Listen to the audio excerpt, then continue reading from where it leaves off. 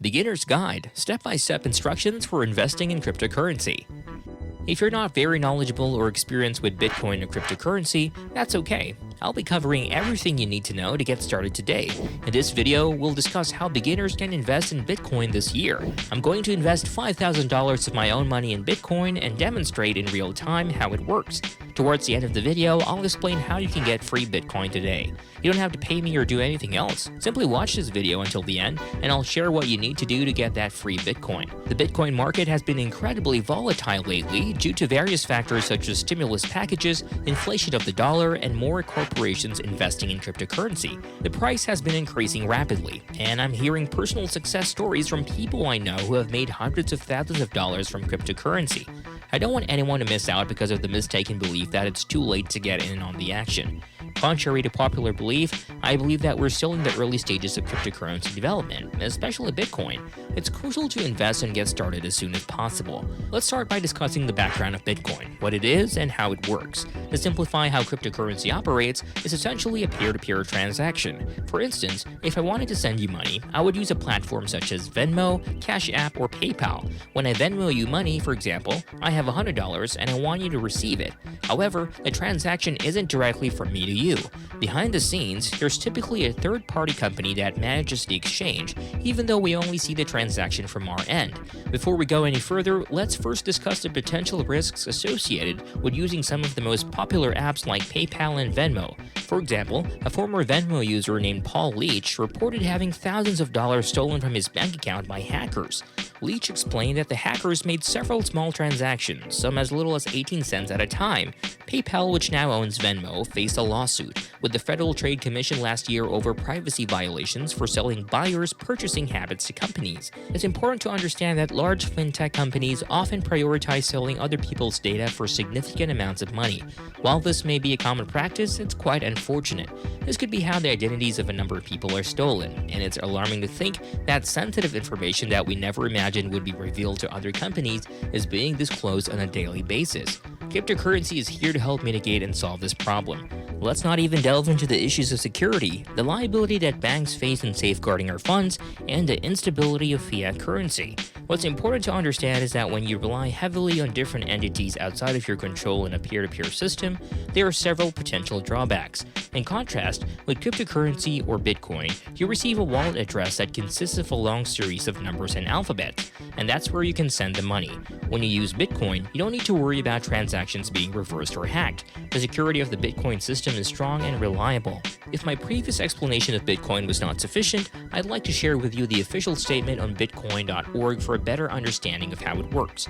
According to the website, Bitcoin uses peer-to-peer technology to operate with no central authority or banks managing transactions, and the issuing of Bitcoins is carried out collectively by the network. Bitcoin is open source, its design is public, nobody owns or controls it, and everyone can take part. Through its unique properties, Bitcoin allows exciting uses that could not be covered by any previous payment system. They also highlight three important features: fast peer-to-peer transactions, which will be crucial in 2023 when we want our money quickly instead of waiting for weeks or days for wire transfers to go through. Bitcoin also allows for worldwide payments, eliminating the need to pay large fees or worry about the transaction's success. Additionally, Bitcoin has low processing fees, where you only pay a small fraction to the people mining the data for the transaction. I'd like to share another resource with you that you can check out if you're interested in learning more about Bitcoin. It's available on the public website bitcoin.org, and it's called the Official White Paper. This document explains how Bitcoin was designed to work and why it was created. It was written by the person or group of people who created Bitcoin, using the pseudonym Satoshi Nakamoto. The white paper starts with a summary of how Bitcoin works, but I won't go into details here. If you want to learn more and dive deeper into this fascinating topic, you can simply visit bitcoin.org and search for the white paper.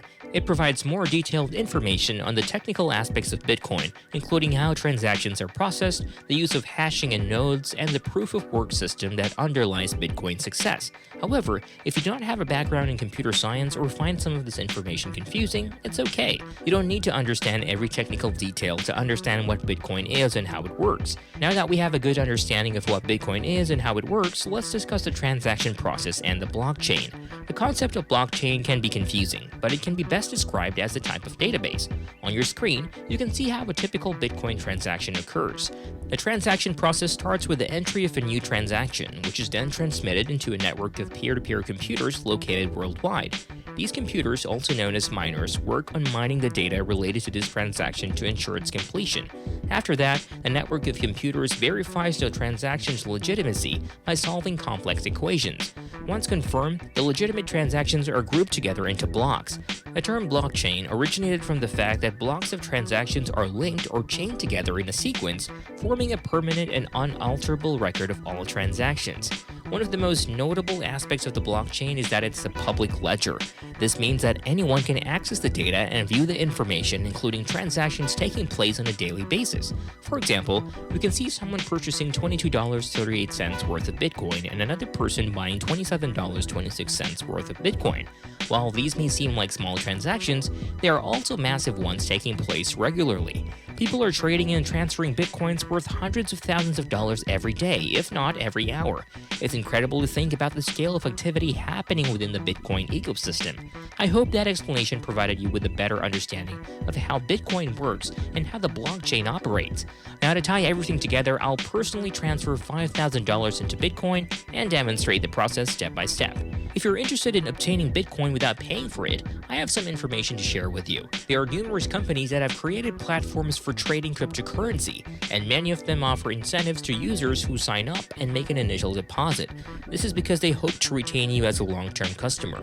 For instance, Coinbase offers $10 for new users who sign up, and Crypto.com offers $25. It's a good idea to sign up for multiple platforms in case one goes down or has issues during a volatile market period.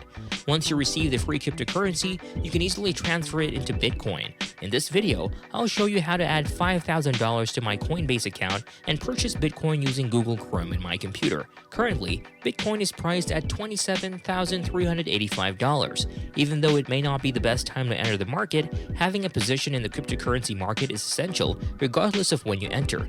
In case Bitcoin's price rises to $100,000 next year, I am betting on its success.